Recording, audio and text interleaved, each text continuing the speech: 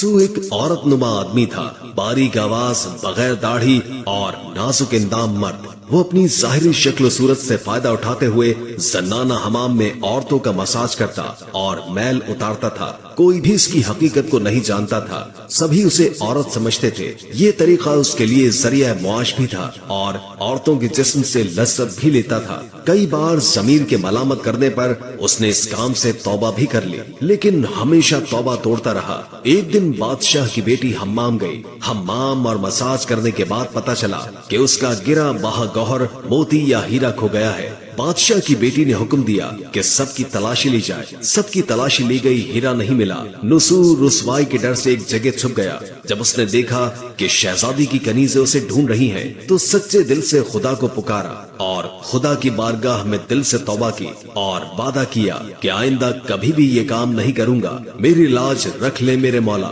دعا مانگ ہی رہا تھا کہ اچانک سے باہر سے آواز سنائی دی کہ نسو کو چھوڑ دو، ہیرا مل گیا ہے۔ نسو نم آنکھوں سے شہزادی سے رخصت لے کر گھر آ گیا۔ نسو نے قدرت کا کرشمہ دیکھ لیا تھا اور ہمیشہ ہمیشہ کے لیے اس کام سے توبہ کر لی۔ کئی دنوں سے حمام نہ جانے پر ایک دن شہزادی نے بلوا بھیجا کہ حمام آ کر میرا مساج کرے، لیکن نسو نے بہانہ بنایا کہ میرے ہاتھ میں درد ہے، میں مساج نہیں کر سکتا ہوں۔ نسو نے دیکھا کہ اس شہر میں رہنا اس کے لیے مناسب نہیں ہے، سبھی عورتیں اس کو چاہتی ہیں اور اس کے ہاتھ سے مساج لینا پسند کرتی ہیں۔ جتنا بھی غلط طریقے سے مال کمایا تھا سب غریبوں میں بانٹ دیا اور شہر سے نکل کر کئی میل دور ایک پہاڑی پر ڈیرا ڈال کر اللہ کی عبادت میں مشغول ہو گیا۔ ایک دن اس کی نظر ایک بھینس پر پڑی جو اس کے قریب گھاس چر رہی تھی۔ اس نے سوچا کہ یہ کسی چرواہے سے بھاگ کر یہاں آ گئی ہے، جب تک اس کا مالک نہ آ جائے تب تک میں اس کی دیکھ بھال کر لیتا ہوں۔ لہٰذا اس کی دیکھ بھال کرنے لگا۔ کچھ دنوں کے بعد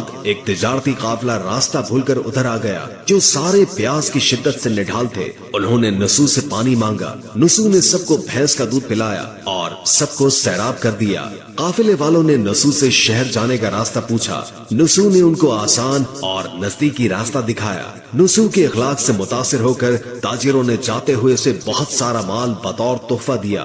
نسو نے ان پیسوں سے وہاں کنواں کھدوا دیا۔ آہستہ آہستہ لوگ وہاں بسنے لگے اور عمارتیں بننے لگی۔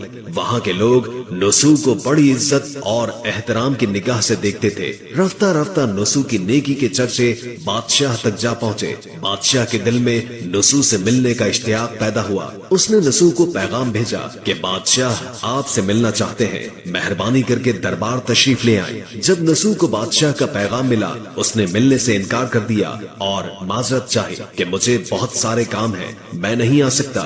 بادشاہ کو بہت تعجب ہوا، مگر اس بے نیازی کو دیکھ کر ملنے کی طلب اور بڑھ گئی۔ بادشاہ نے کہا کہ اگر نسو نہیں آ سکتے تو ہم خود اس کے پاس جائیں گے۔ جب بادشاہ نسو کے علاقے میں داخل ہوا خدا کی طرف سے ملک الموت کو حکم ہوا کہ بادشاہ کی روح قبض کر لے۔ چونکہ بادشاہ بطور عقیدت مند نسو کو ملنے آ رہا تھا اور رعایا بھی نسو کی خوبیوں کی گرویدہ تھی، اسی لیے نسو کو بادشاہ کے تخت پر بٹھا دیا گیا۔ نسو نے اپنے ملک میں عدل اور انصاف کا نظام قائم کیا۔ وہی شہزادی جسے عورت کا بھیس بدل کر ہاتھ لگاتے ہوئے بھی ڈر لگتا تھا، اس شہزادی نے نسو سے شادی کر لی۔ ایک دن نسو دربار میں بیٹھا لوگوں کی داد رسی کر رہا تھا کہ ایک شخص وارد ہوا اور کہنے لگا کہ کچھ سال پہلے میری بھینس گم ہو گئی تھی، بہت ڈھونڈا مگر نہیں ملی، برائے مہربانی میری مدد فرمائیے۔ نسو نے کہا کہ تمہاری بھینس میرے پاس ہے اور آج جو کچھ بھی میرے پاس ہے وہ تمہاری بھینس کی وجہ سے ہے۔ نسو نے حکم دیا کہ اس کے سارے مال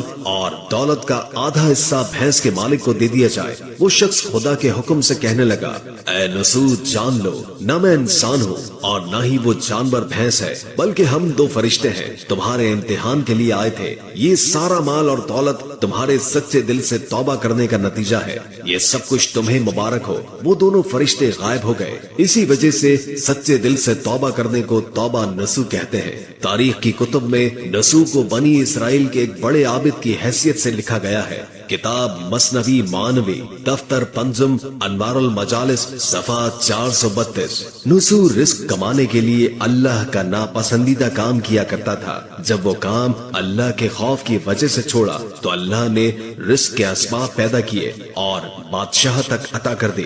حرام طریقے سے لذت حاصل کرنا چھوڑا تو اللہ نے نکاح میں شہزادی دے دی۔ اللہ تعالیٰ سب کو توبہ کرنے اور تا دم مرگ اس توبہ پر قائم رہنے رہنے کی توفیق عطا فرمائے. آمین ثم آمین.